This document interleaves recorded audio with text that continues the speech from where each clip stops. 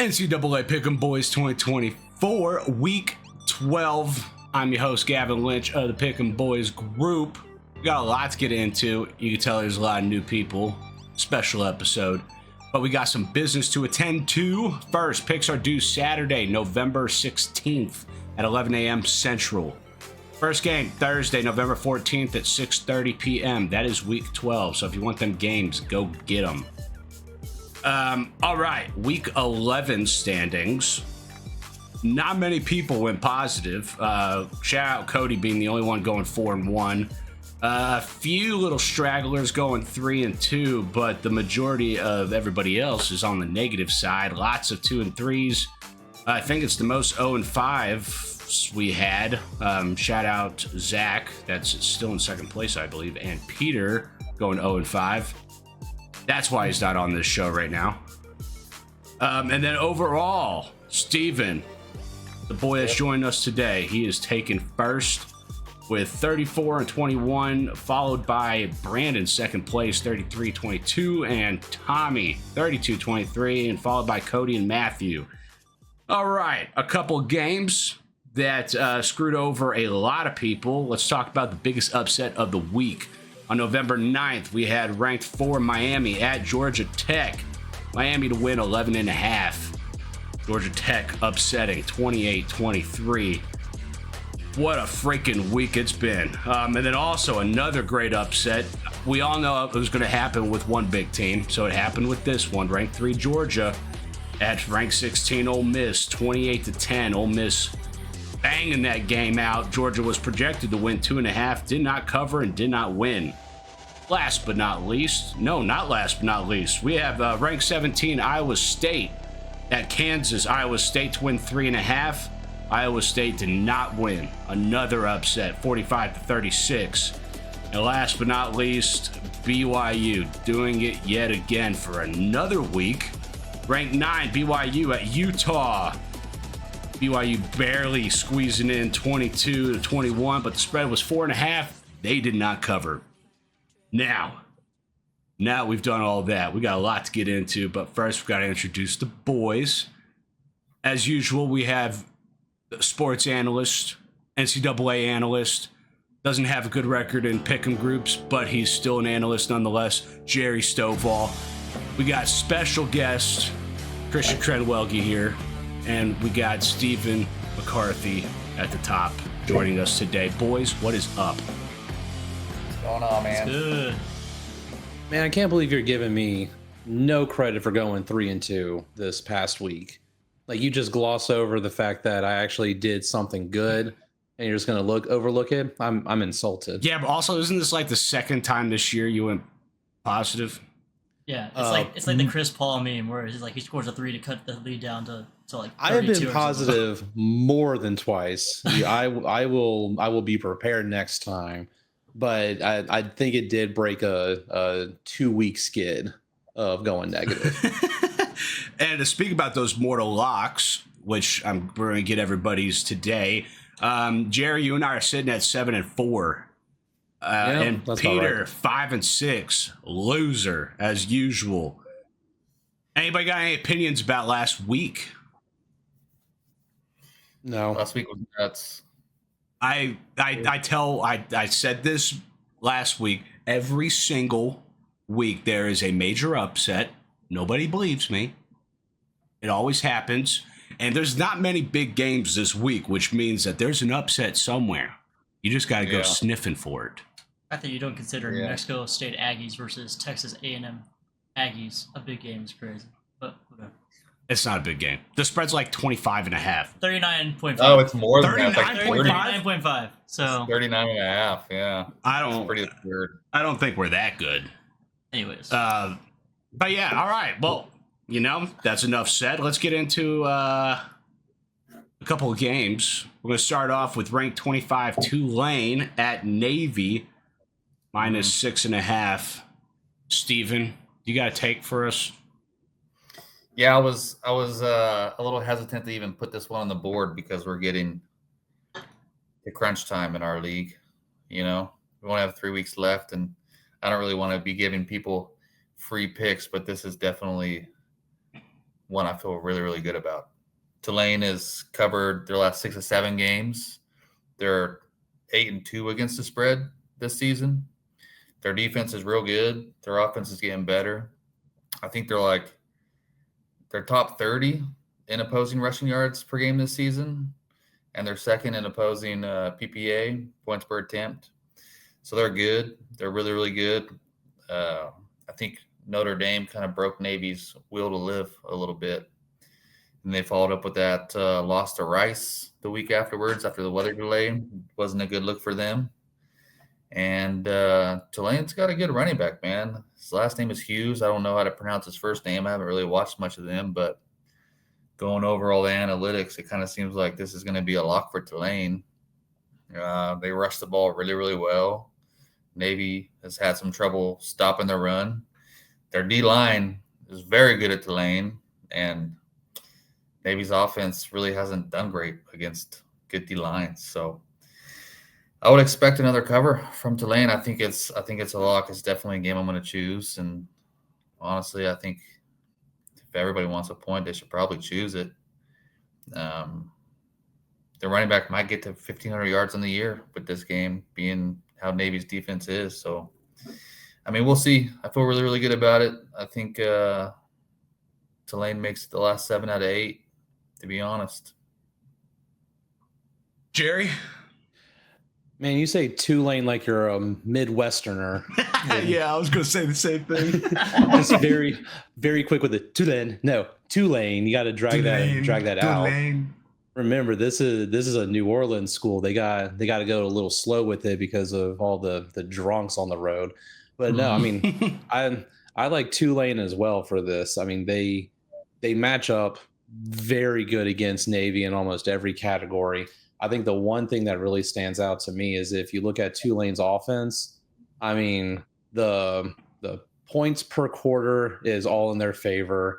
Even like the sacks against and stuff, they're doing much better than what Navy's trying to do as far as sacking. The only category that Tulane's offense doesn't match up well is special teams. And that's like field goals attempts, field goals made, that kind of stuff. But I mean, Tulane really doesn't do that much. They are pretty dang good about scoring. It's either a touchdown or really nothing. No, I like Tulane for this. Yeah, I would say, I don't know, Navy looked good until they played a real team with an actual defensive line. And when they did, their offense was just kind of non-existent, and Tulane has got Tulane has got there we go. They've got a really good D-line, man. I think they're top 10 in, I think, opponent rushing success. They're out here making it happen. I don't think it's going to be close. I think it's going to be a pretty easy win for them, and I think they'll move up in the rankings, probably get up to maybe 22, 21. Yeah, they're on the move. Well, I think, Tulane's like severely underrated so far this season. I haven't watched much of either of them play ball, honestly, but I do know that I took Navy to cover the Rice game a couple weeks ago, and that was a mistake. They got destroyed after that like almost record-breaking weather delay. So Tulane's nice in this. I think they're which underrated. was such a silly weather delay. They were delayed, and the University of Houston was playing their game like 4 miles down the road. It didn't make any sense. It was such a silly weather delay. See, my thing is Navy considered a fraud team now? Well, Every team's a fraud team. I know, like you could make the argument for almost every team, but I think Tulane's got the momentum, and Navy is shaking off a world of hurt the last few weeks. So I really think Tulane could cover 7. I'd love to see the spread at like 3.5. That'd make me feel a little bit more comfortable. 7's a little on the high end for me, but it is what it is. We can't complain too much. But all right, I guess we're all in agreement that Tulane is the free pick of the week. And the other thing to consider with the game, Tulane's rushing defense ranks 27th nationally. They're which good. Is pretty dang good. Only giving up an average 4.2 yards per rush. I mean, I really like that, especially against a team like Navy. I will say they're Tulane's covering big spreads like just fine so far. Consistently. Yeah. Damn. Yeah, 8-2 against the spread. Can't be too upset at that. Okay. Yeah, they're winning. Well, next game, probably the biggest game of the week. We got ranked 7 Tennessee at ranked 12 Georgia. Georgia projected to win by 8.5, and Georgia holding on by a thread. And so is everybody else that are ranking these teams are letting Georgia hold on for dear life. I think they let Alabama slide, let them go. But man, this spread 8.5, I thought was large. And then the population decided to start gambling and push the spread up to 10. So everybody has the utmost confidence in Georgia. And I really wanted to say that when Georgia gets pressure, they don't like to play well. But you could argue that Texas was, quote unquote, good pressure, and Georgia beat them. So now I'm trying to figure out if Texas is considered good pressure. So I'm like doing all this, working back to this team played that team, this team played that team. But I really want to give it to Tennessee. I have nothing that backs that up. I think 8.5 is just a little too big. I think it's going to come down to a touchdown at best. Yeah. Georgia's a fraud. Georgia's a fraud of a team.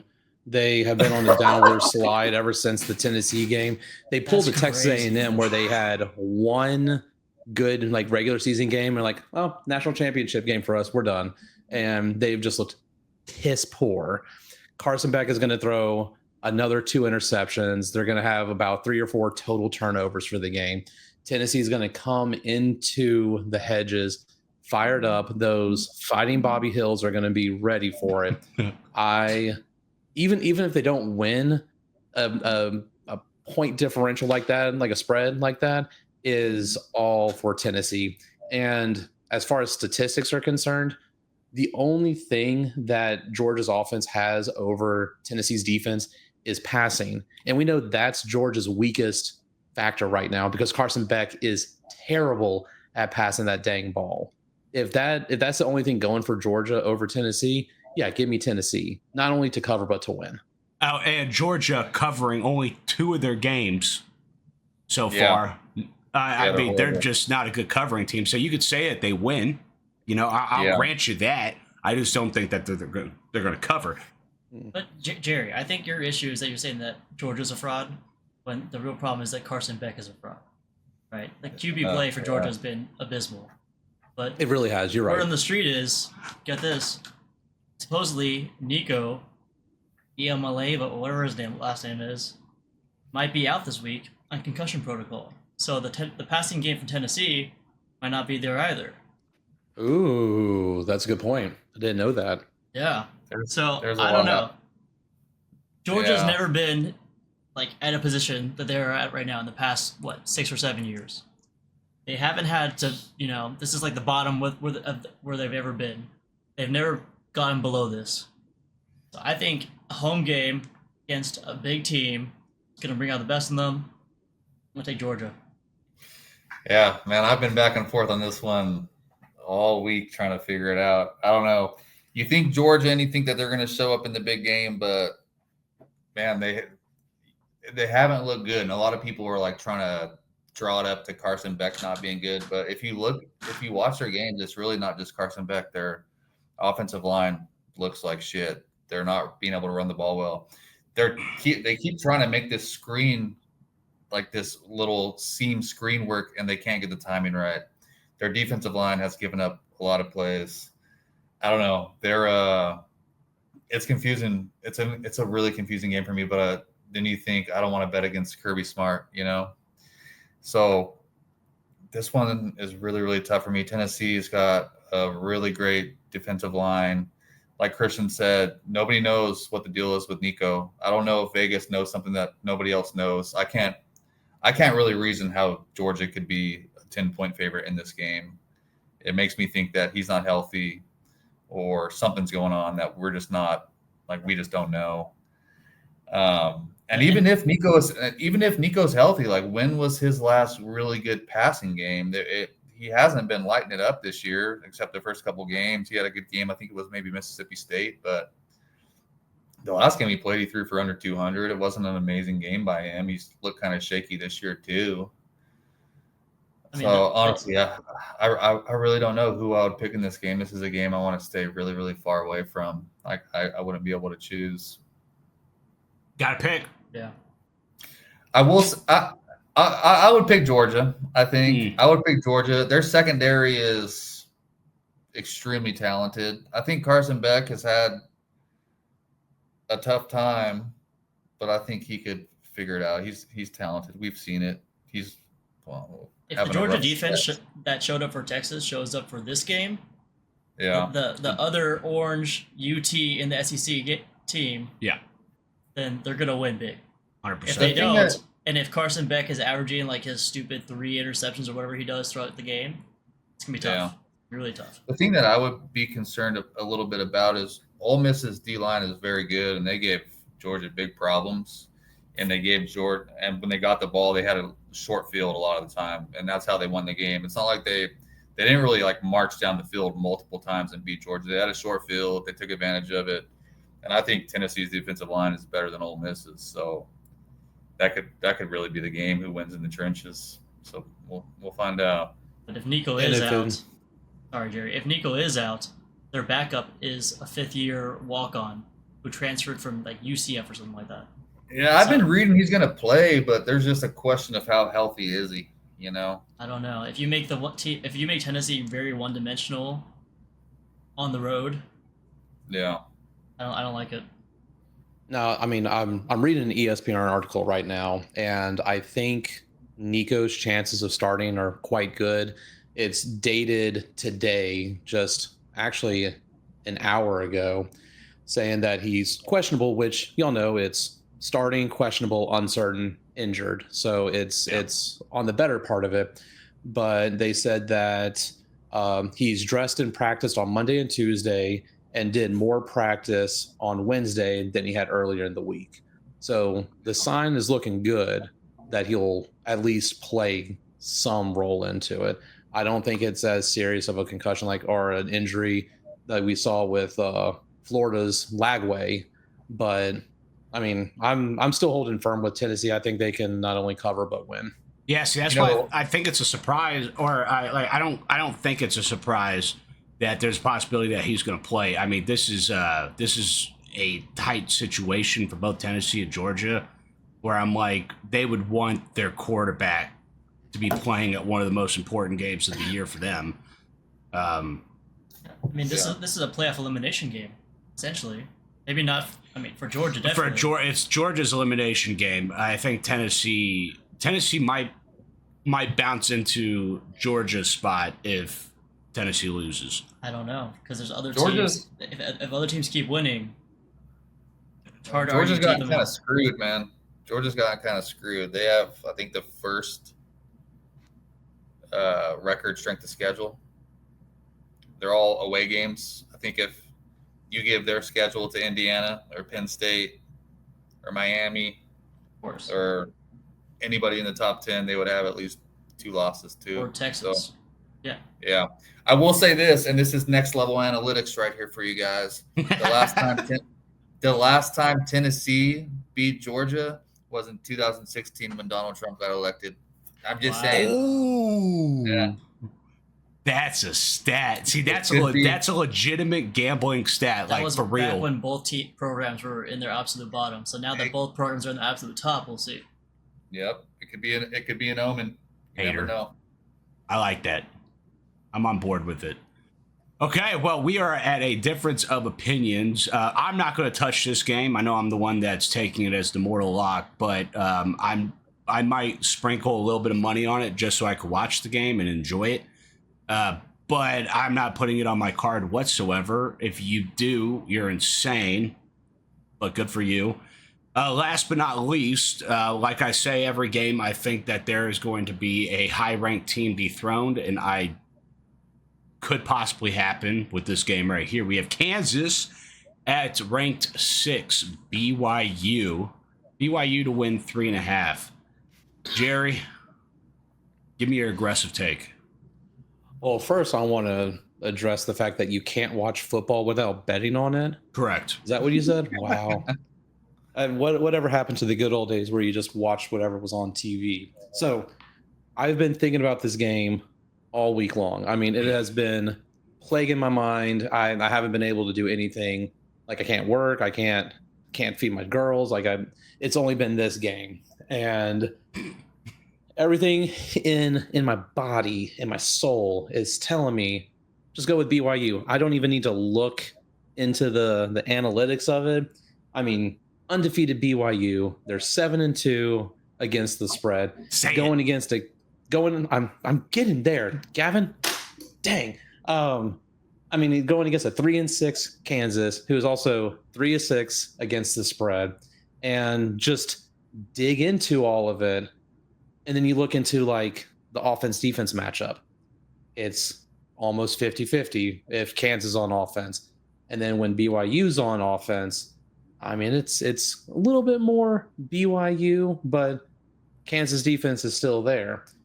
And yeah, BYU has been kind of having this weird, like we saw them at the beginning of the season blow out teams. Then they're keeping them close now. I think teams are starting to figure them out a little bit.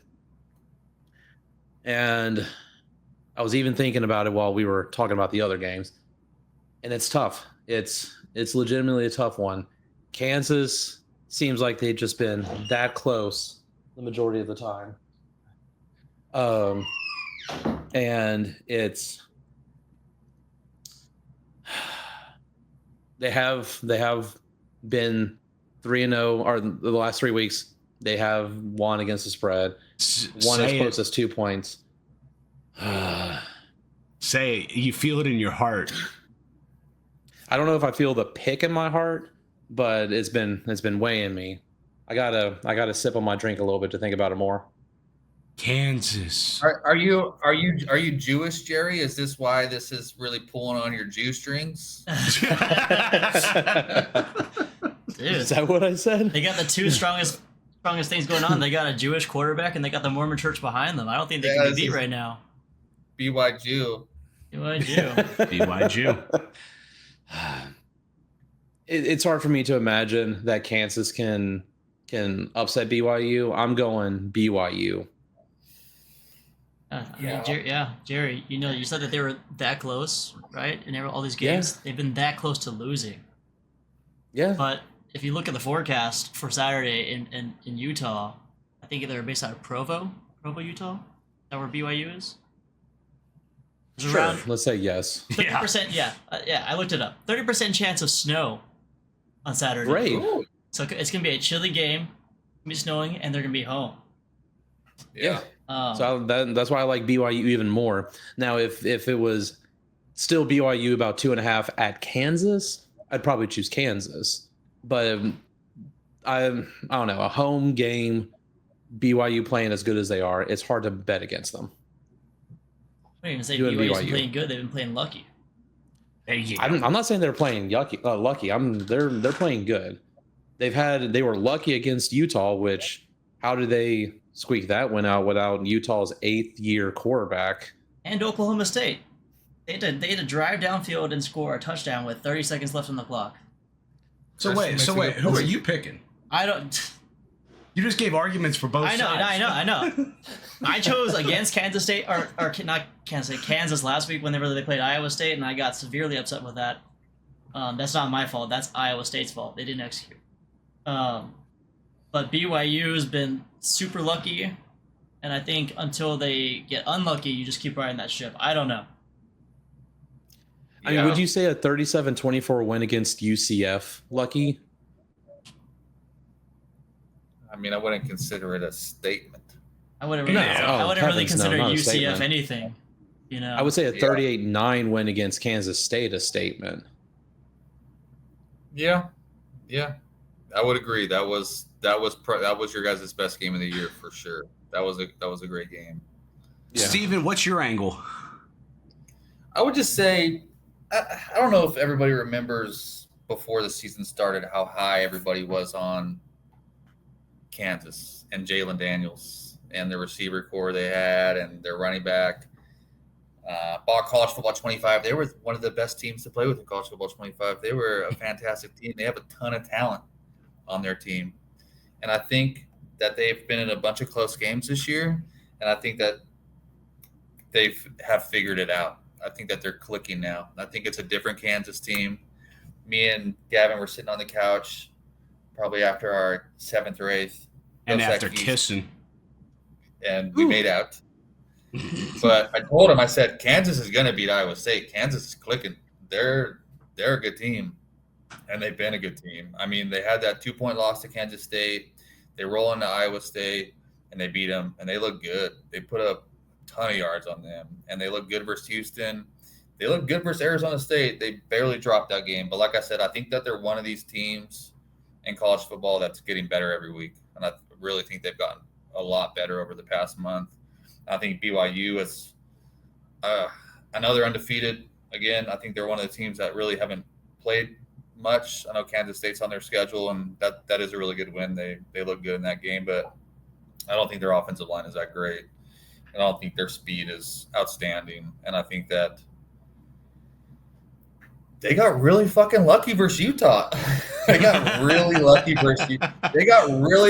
versus Utah, and we could spend another 10 minutes talking about the call that won them that game, or gave them a chance to win that game. They went down and executed, but they got bailed out.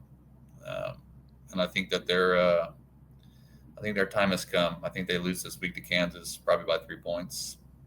Jerry, does it change your opinion at all that Kansas is 0-4 in away games this year?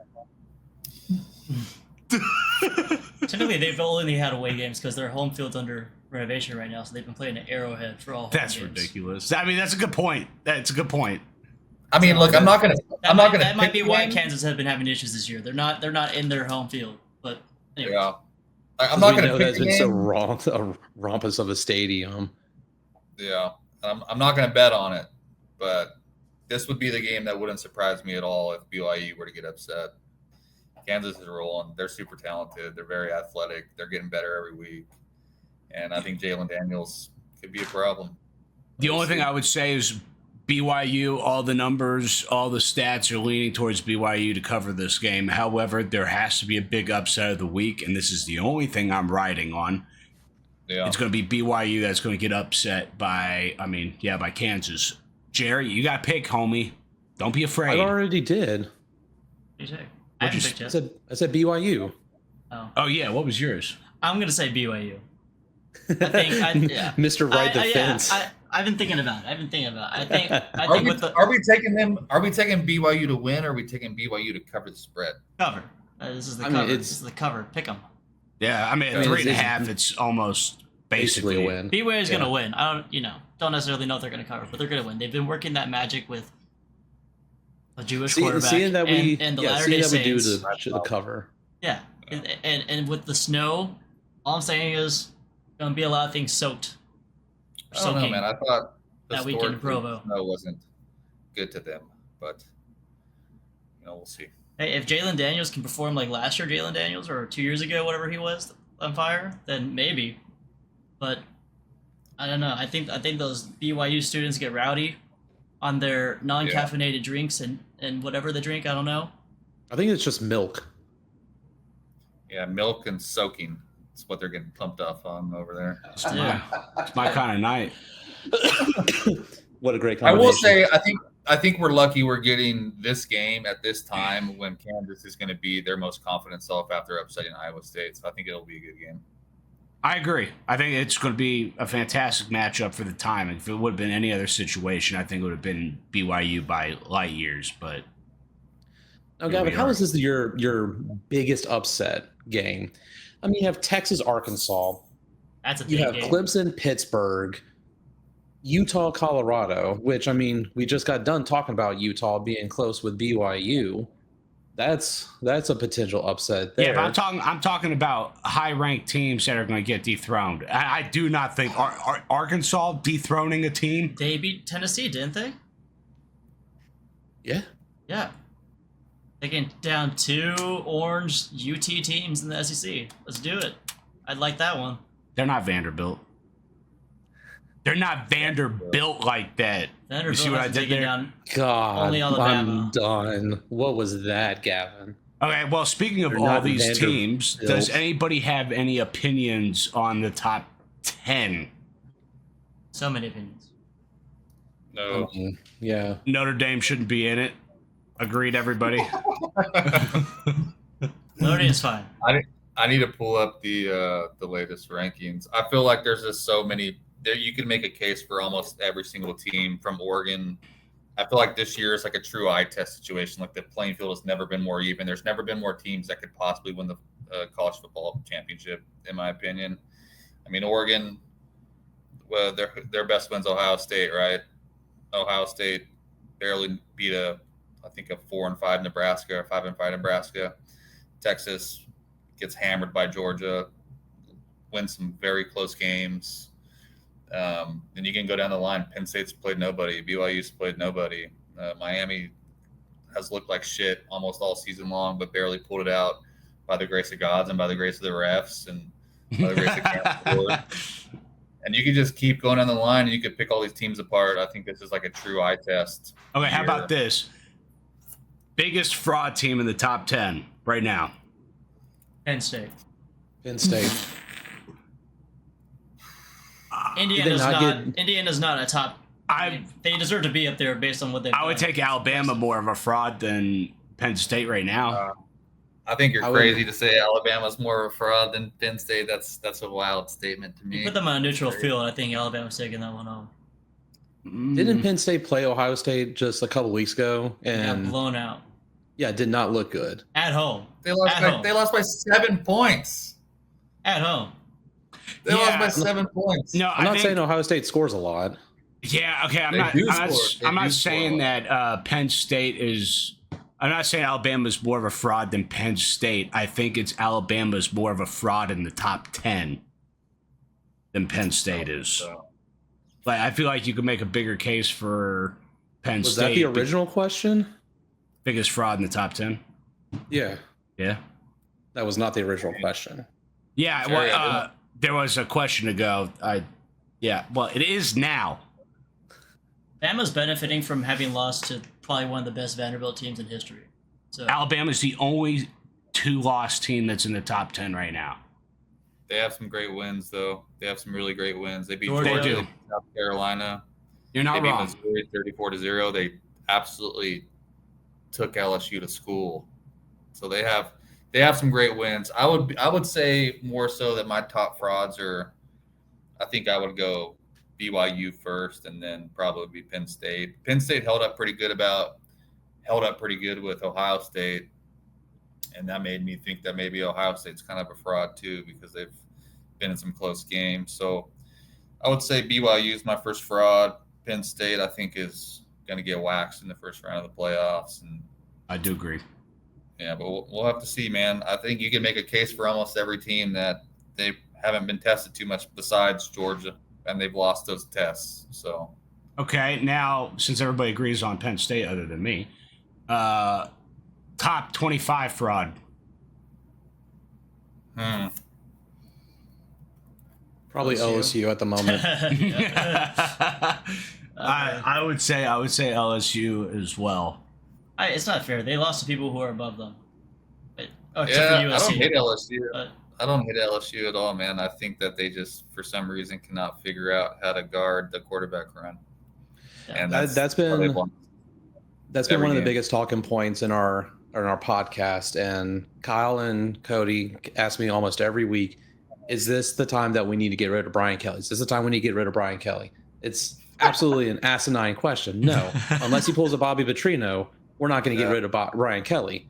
We can't forget new defensive coordinator, new linebackers coach, new defensive line coach, new cornerbacks coach. It's a completely new system. And I don't care. Like, it's easier to get existing players on defense to learn a defensive scheme than it is an offensive scheme, but it's still not the ideal personnel in their ideal situation. Because look what Bo Davis, at the defensive line coach, did at Texas. Texas didn't have a top 10 defensive line in like overnight. It took a couple of years for him to get there. It's just like this. It's almost like if Brian Kelly is starting out in year one. Plus, is this like third year, fourth year? What is this? It's his third year. Yeah, man, this should be the year. This should be the year. He should have his dudes in there. You're absolutely right. It should. I know A&M is not doing spectacular. It's year one for their coach, but they've turned it around quite a bit. Why is Brian Kelly not doing this on year 3? Well, Brian let Kelly me tell you, is the as a fraud. Notre Dame fan. Brian is. We're not talking about that. Brian Kelly is the fraud here. He comes down to the South, fakes a Southern accent, and then acts like he has it all figured out. No way. No, and that's why he fired his entire defensive staff after last season. And let's also not forget, those first 2 seasons, he's won 10 games each season. His first one, he went to the SEC championship game, and LSU still has a chance to go 10-0 or 10 wins this season. Is it upsetting to see the losses that LSU has had? Absolutely. But am I upset at 10 wins each season? Not at all. They have a chance to win 10 games with 3 games left. What? Unless they made the conference championship? Okay. No. I mean, it's counted the bowl game as well into it. But okay, get out of here, man. That's crazy. Well, I grew up in the Jerry DiNardo era. Let's not forget that. And then also, if you look at, and this is just the cherry on top, because I'm going to bring this up to the podcast crew. If you look at the side-by-side comparison of what Nick Saban did at LSU at the same time or the same amount of games as Brian Kelly's right on pace. Right, definitely. That's a bold statement. 60-something-year-old Brian Kelly is the same as like 40-something-year-old Nick Saban, right? I mean, Nick Saban is the best coach that we will ever see in college football, most likely the NFL as well. Just a coach in general. And why are you comparing them? Because if we're going to compare apples to apples and say Nick Saban is the best to do it, even at LSU, and we have Brian Kelly that is on pace to do basically the same thing as Nick Saban at LSU, then we got to give him a little bit more credit than, oh gosh, another 10-win season, but we can't just have the 2019 LSU football season with Joe Burrow and that magical year and the best team ever. We got to get rid of him and get the next best coach, which it's not prime time because that coach, like, he can't do it.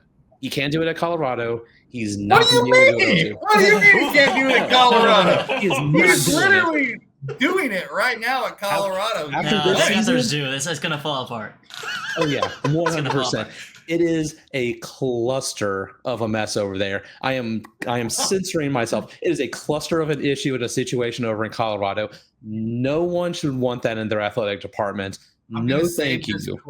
I'm going to save this clip for when they win the Big 12 and end up in the college football playoffs, because it's completely possible that happens. I was going to say one thing. Okay, Jerry, if you're saying that Nick Saban and Brian Kelly are both apples, then Nick Saban's like a Fiji or a Honeycrisp apple, and Brian Kelly's like a Granny Smith. Like, you don't want that in your mouth. That's a strong comparison right there. Comparing apples to apples, it's still there. It's like comparing Jimbo Fisher and Kevin Sumlin. Kevin Sumlin was the better coach than Jimbo Fisher. Kevin Sumlin got lucky. But no. I hate Kevin Sumlin so much. I mean, Kevin Sumlin did give you a fantastic run into the SEC, gave you a Heisman winning quarterback, and was performing quite well at a fraction of the cost. Man, see, all that has nothing to do with someone. That boy's an idiot. You don't do nothing. Yeah, dude. He cost he let it all fall apart with his mismanagement of QBs. Anyways. Well paid. Johnny Manziel and Cliff Kingsbury gave us the great start in the SEC. Those are the duo. Kevin Sumlin didn't do nothing. He didn't Who do was nothing. It that hired Cliff Kingsbury? It was fun while it lasted, wasn't it, boys? Aggie Spins. We're backing up right now, buddy. Yeah, man. Yeah. It's year one. Yeah. I don't, what was the question? Most overrated top 25? Top 25. Yeah, top 25. Like, LSU. this is an easy answer for me. I think LSU's pretty good. I just think that they can't stop the quarterback run. They should fire their defensive coordinator. I think the obvious answer is Missouri. Missouri sucks. Oh yeah, They are There's not 23 good. hanging around. And for their coach to get on after they beat Oklahoma and say, "Yeah, we're coming for the playoffs," was the most absurd. Eli thing I've ever heard in Drinkwitz, my life. yeah, what a clown. I love that. Missouri's a lingerer. They are. They have zero chance to get into the playoffs. I think South Carolina's going to spank them. I think Arkansas will probably spank them. And even if they win those 3 games, they're not getting into the playoffs. Their games have been bad. Their losses have been horrible. I think South Carolina has to be the most disappointing team to not make into the college football playoff because they are looking so good right now. Yeah, if there were like 5 plays that went their way, they'd be what, like 8-1 right now? They'll be back 8-1? next year for sure. I think Sellers was battling some injuries earlier in the year, and they'll be back next year. They'll be strong. As an A&M fan, I really want Missouri to win that game, just so that it could be like a circle of suck scenario, you know? Yeah. But I think South Carolina is like the most underrated team, probably in the top 25. They got to be higher. Is that just because they spanked y'all around for 4 quarters, or what? That's not important, dude. I'm telling you. 5 plays went their way, they'd be 8-1. You're trying to make something. You're trying to make a story here. No, This is not a reaction mean, podcast. Like I said, it's kind of a reaction podcast. I completely agree with you. I do. They're a really good team, man. They really are a good team. Well, Now, Gavin, help me comprehend this. If Army wins their conference, even though they're 24th in the college football playoff, they're automatically in. Is that right? I think Boise State has the edge right now. Oh, Boise has the edge. Yeah. Oh, that I've been meaning to ask everybody this question, and forgive my novice question here, but are they picking the top 12 ranked teams to go to the playoffs, or are they just picking their top 12 personally? No, that's not how it works. So you can be a higher seed, but be seeded lower in the playoffs because but are people not like can championships. Army make their way into the playoffs because they're not like they just like are they the ones that pick who's in the playoffs, or are they going based off of the top 12 rankings? They would probably, if anything, make a 12 spot, but I don't really see a scenario in that happening. I don't think it's gonna happen. So like that's what I'm trying to figure out, because if they're just going based off of the top 12, then whoever the top 12 are at week 13, those are the people that are going. But if they're hand picking, I mean, the only ranking that matters is the final ranking, right? Like, look at Florida State last year. Yeah, but are they going to hand pick? Yes. Yeah, Florida sure. State last year. The top 4 are the 4 highest ranked conference champions. Right. And then from there, they kind of, figure it out. But Army's. It's like the 4 conference champions plus the group of 5 bid. And then. Well, it sounds like it's going to be SEC, ACC, Big 10, and Big 12 as the automatic qualifiers. And then whoever's, assuming that they're the top 4, and then 5 through 12 is just going to be whoever's ranked highest. Yeah, 12 is a group of 5. Yeah, I think there's going to be like 6 SEC teams in the playoffs, or 5, and then 5 Big 12 teams or something like that. And so we could run into a situation where we're all watching who's getting announced for the playoffs, and there's a team that nobody thought would ever be in it that's in it. Right. Indiana. I'm just kidding. Indiana's good. Before Kansas, Iowa State was going to get a 4 seed. So things are still shaking up pretty good. That was Interesting. Well, that's good to know. Any last thoughts before we go? This is a long one. What's this then? Yeah, I don't know, man. I think I'm just excited to see what happens with Georgia and Tennessee. That'll be going to shake things up a little bit. That's for sure. Oh yeah. Ooh, I got a thought, or I got something. My neighbor's selling their Texas A&M tickets. So anyone interested in buying it, let me know. I got mine. 2 tickets remaining. Got my tickets. I am not going. Steven? Nor paying for it. I don't think I'll be able to make it. Broke. Oh, he went to the Georgia-Texas game. What are you talking about? Yeah, who cares? What? Easy. All right, well, boys, Appreciate it. I appreciate all the commentary. This was a fun one, a long one, but a fun one. Once again, boys, picks are due Saturday, November 16th at 11 a.m. First game Thursday, November 14th at 6:30 p.m. This was week 12. 12. And once again, happy picking.